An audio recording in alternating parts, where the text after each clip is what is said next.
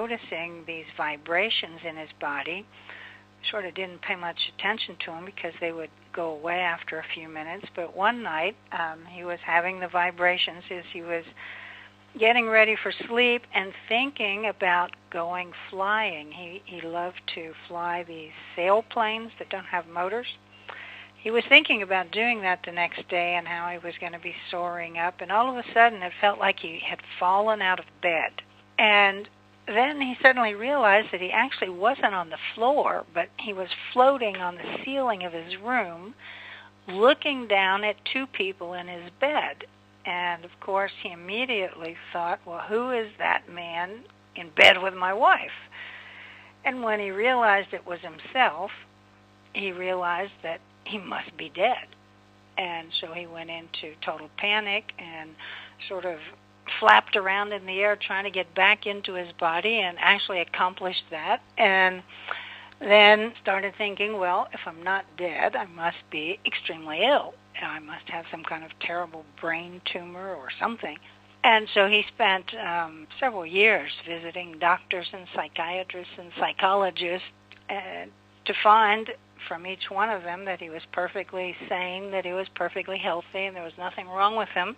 Meanwhile, he kept having these experiences where he would find himself floating out, and decided to investigate that because no one that he could find knew anything about this. There was nothing in the current literature in 1958 that he was aware of, and so he actually set up a laboratory behind his house and started experimenting. Sort of, this was his secret life. Okay, so he built his own laboratory at work or at home, or yes, well, he built it behind his house because he didn't want the people at work to know anything about this. This was kind of his secret, so much so that well, when he was doing his research, well, as much as you can call it research on this, because he took extremely detailed notes of like how he felt or how the weather was or how all kinds of different details to see what affected this ability to go out of body.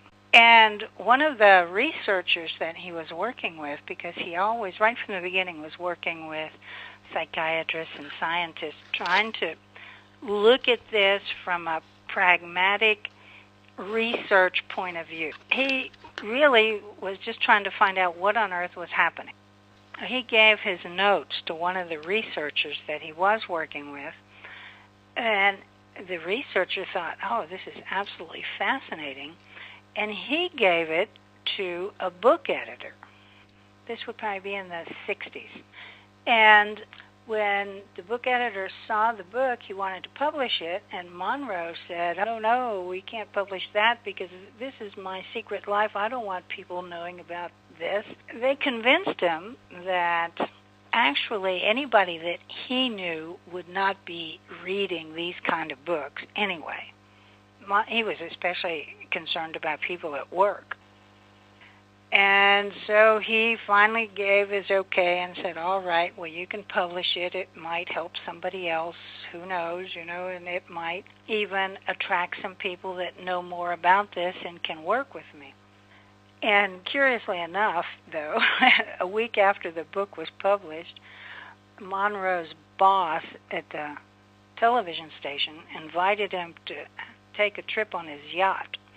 And Monroe gets to the yacht and finds that the boss's wife is reading a book. And she says, well, this book is by somebody that's got your same name, Robert Monroe.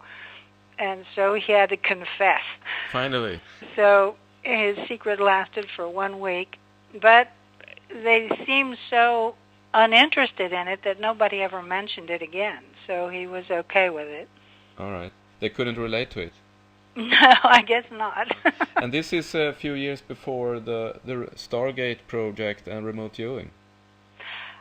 Yes, because then at about that time, Skip Atwater, who is now the CEO of the Monroe Institute, was working as a military person in Washington And they had, it was kind of by accident that they assigned him to work with these scientists that were studying clairvoyance, but they didn't want to give it a name like that, so they called it remote viewing, to see if it could have any military uses, again, because they had heard that the Russians were doing this, and they wanted to find out if it worked.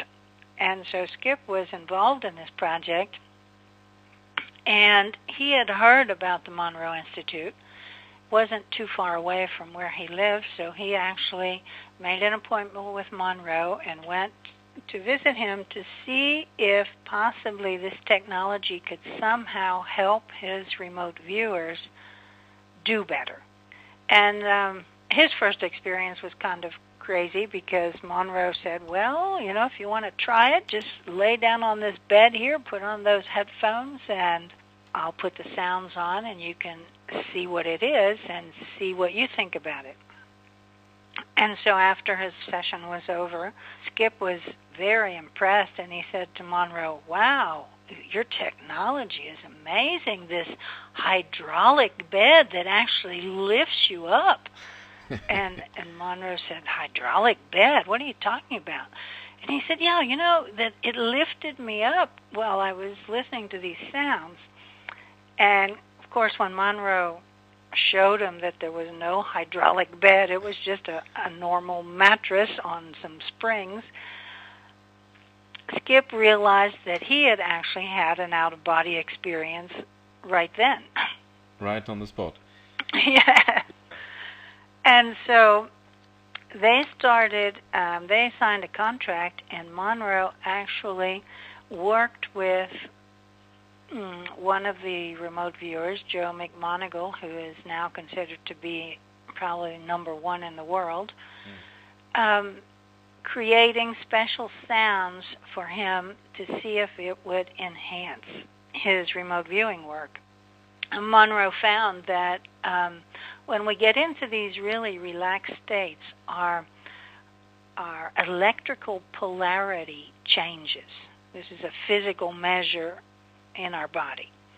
And he found that when Joe McMoneagle would get relaxed enough and actually change polarity from, maybe he started at negative and would move into a positive polarity of about 18, his remote viewing skills, which were already really good, probably he was like 35% accurate.